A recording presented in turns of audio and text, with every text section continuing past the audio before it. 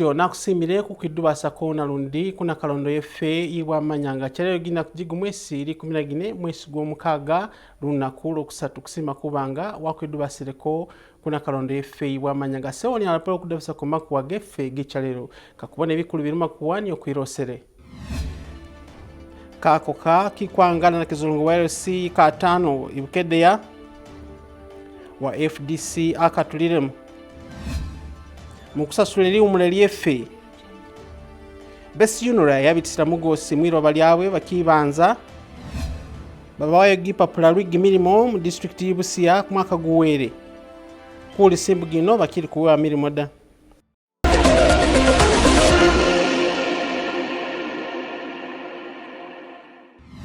utyo nakusimire kubanga wakidubasireko ni chalero makuwa gefe sewani alapolo kudabusako makuwa gefe mubwizifu kakunani kenige makuwagi kakoka kazire mumoni mukisinza chibukede ya lunaku chalero kakoka kikwangala na kizolonga wa LC katano kabero lunaku chalero mukisinza chibukede ne batu bagali bali batikakoka kano kakugenda amazima sikakire kagendeda era mudwera kuba bimira mukakoka kano ngimire ku ticket ya FDC umanyikanenga oita samodeke alumirati katule muka kwa kano kubanga kabona mazima muka kwa Canada. Only that other people are still in gardens, but we are still waiting for them also to, after finishing garden work, they are coming. The place has been dry and it had just rained 2 days back, so they have gone to the garden first, but we know after some time, at around midday, they will come and vote. Electoral Commission entegeka twazikozeko ebikozi bana biwerezebwa mu budde okwetola district yonna tulina ebifo birondebwa mu 18 twatandise okuwereza ebikozesebwa ku ssaawa nga 9 ez'okumakya nga budde bukya ssaawa emaze okumakya ababadde bemaze okwetegeka nga waliwo n'abalonzi 10 abalagibwa mu mateeka bagenze maaso ne batandika okulonda. We have not had any chaos. Things are moving on fairly. So they didn't find your name? No, my name was there, but the presiding officer just told us that the things are finished. They have finished voting. Where are the cards? No, maybe your names are not. Me, I'm only monitoring my agent. There's no way the name cannot be there. My purpose here is that NRM must win. Must win by me encouraging people to come and vote. Encouraging women that it is secure for them to come and vote. Ko polling station ya wanu town council de twafunye ko complaint here. Tetwafunye complaint ndala wanu. Is it democracy or it is not democracy? There are no votes. There are no cards. And this is our polling station. Candidate FDC yakedde wano najja na leta complaint eyo je twatandise okunoonyerezaako oluvannyuma lw'okubanga yaweerezeddwa mu butongole kuba yaze na gama waliwo ebitagenda bulungi. Expected victory long ago. It is just because we had FDC coming with an abrupt candidate. Abalonzi balonze anda bakyali kulonda.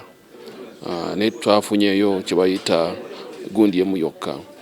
Waliwo journalist wamawulire wa NBS wagenze ne bakuba. Si polisi yemukubye, si government yemukubye, ne wali omuntu wa bulijjo adde yamukubye. Ne kati nga polisi kesi yo tutandise oginonerezaako era tufunye tulina intelligence information yetugoberera. Journalists are the fourth estate of government. We must respect that they are doing their work. They must also respect that Electoral Commission has its mandate and must be allowed to do its mandate. Makogefe kwama mu district yimbale bana makuwa bakalibonge ne babusanire ku Hilltop View Hotel kubanga bafuna kulegerewa ingeri kuwamba mu mirimo jawe nga bana makuwa maduli ga kaligongene muri UNESCO UPDF ni Uganda Police bezerongene kubanga basomesa bana makuwa inji bitisamo yawe nga bakola mirimo jawe yikusaka makuwa mu bisinza bikali byongene kakubone esinya sina kudabusako. We must build this country. And your period is to report for Uganda, not to report for our locality. If you want to report for our locality, go to the shrine. So be conscious with what you write. And those who have understood have understood. Yes. It means a lot. What you are doing, is it not going to affect somebody? Is it not going to affect the political career of somebody? Would it affect the states? So ideological orientation is very, very important to do anything. That's when even when you are reporting as a journalist, you will be reporting the correct thing that you think is good for your neighbor to consume and is good for your country. I have been in the US, I have been in the UK, and I do realize that certain times they censor what they report. We as journalists, as we conduct ourselves, we must also act within the rules and regulations. We must be responsible. We must be disciplined. We should not, being a journalist doesn't give you the authority to do whatever you want. If they tell you that, please, you are not supposed to take a picture here, don't take it. They should ensure that they put into practice, not only that, but also work with the other stakeholders that are part and parcel of the safety of the media. We're also appealing to media owners to ensure that they pay journalists well, they put into consideration safety gear, equipment. They ensure that journalists are not only paid their salaries, but also they work under conditions that are favorable. Journalists should not cover riots without protective gear. They should build protective gear to ensure that also they have the means to cover an event and travel away from the scenes of trouble. Makuwa gefe kwama mu district y'Busia babikali biweneyo badabulanga nkaga bakubira mulanga isi batangisi kubanga bademirira kubanga basasulibwa liumule lyawe lisabanza liduli lya UNRA. UNRA yabitisa mugosi gubitiremu bifo biri batu bano ate yayirira embuga y'imyaka 3 kwa mugosi guno gwawa ne babikali balama bati ku irimbuga yosizana UNRA ikikubasasulako liumule linoda. Kale aluno bali kukubanisa byambaso bati baze mu koti lwayino nakubanga kakubasasula liumule lyawe atenga yatambisa liroba lyawe. Abandu ababeta nkaga abatula municipali eyebusia nga bano sibole basite niyo bakosebwa nende etekateka eyo holima engira eyosa kilomita emyandala nende chine nga ino niyo engira emanya hane koti musita na mayingo lumino majanji Busia Road bali mu hwemulugunya hulwa Uganda National Roads Authority eya holo mulimo kuolima engira ino ohinda oho baberesa esende chabwe osinzira nende batuze bano babola bati nibali balima engira ino nibola mu municipal eyebusia UNRA yasobola obonahana nti bitamu maloba kabwe lakini paka sayi siba basubiza hasisi olereranga nane bali hwewunyanga ngeri sinayene yibahoyera banga baholeramu obasobola obonahana nti bafune esende chabwe. The problem we have here, we allowed UNRA to construct this road, Musita Majanji Busia Road. It is now 6 years, we have not been compensated. They compensated everybody in Lumino, in Masafu, but for us, of municipal council, they have not compensated us. So we are very bitter, and we are not going to allow now the waterworks which they are planning to pass in our land until they compensate us for the land taken by the road. We have waited for our compensation. Now it is going to 5 years. The UNRAs have not paid us.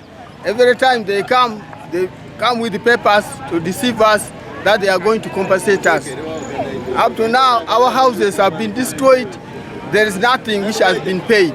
Even they are paying Toro people, they are being paid. Majanji down there have been paid. So they have left us only in the municipality.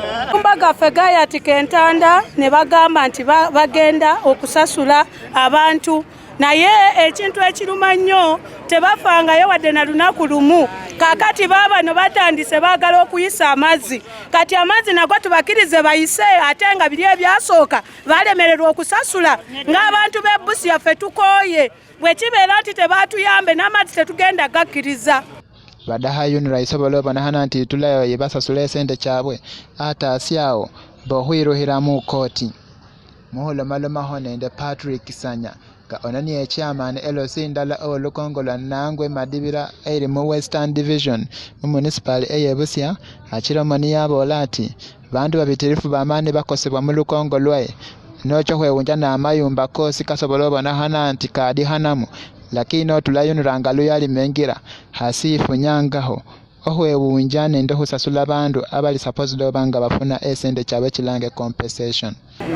Amazima gali nti abantu tuweza 20 mu village yange nga UNRA bwe yajja n'erima ekkubo ffe twagala development mu kitundu kyaffe bwe yatukolera ekkubo ffe twasanyuka naye yavayo n'egamba nti egenda asasula abantu naye mu kitundu kyange teri n'omu gwe yasasula ate twagenza okulaba nti bwe ettaka lye baali beesiga mu Busiya ate Busiya ettaka municipality ettaka liri waggulu likwatibwa ng'ekintu ekyatika kati olw'ekyo ennyumba z'abatuuze bange zaayatika zirina etanda era baazivaamu tebakyasulamu n'okusulamu kati olw'ekyo tubadde tusaba UNRA mutuule ne gavumenti musasule abantu baffe nabo bafuneko essanyu mu kitundu.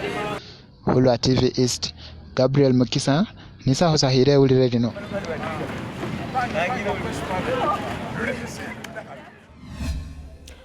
Era kwama mu district yene Busia babikali badabulanga 10 babazanga biyandikisa kufuna milimo mu government mu district Busia yalangire milimo gino batu bano bamala kukola kugezesebwa era bawandikiwa bati niyo babitire mu interview mu Bugayo nikuli simbu gino kwama mwaka guwere batu bano 10 bakiri kuyaga baluwa jawe gibakakasa kubanga bafuna milimo mu district oba bafukire batambi ba government nekuganika koni kao we district yebusia alumati batu bano bakekufuna milimo likuba pauli umuleli kuba sasula liri omumbugino da enteekateeka eyoberesa abandi emyandala nende mulala abahola interview omwaka kuwere mu lugala lw'ebusia obanga abafuuha abahosi ba gavumenti mu lugala luno siisi tegeereha olw'enyuma lw'abahongo b'olugala luno olemerwa baberesa ebbaruwa ekihahasa nti naanu bahosi ba gavumenti mu kitundu sino sino siosi siikyawo olw'enyuma lw'olugala luno obitira mu district service commission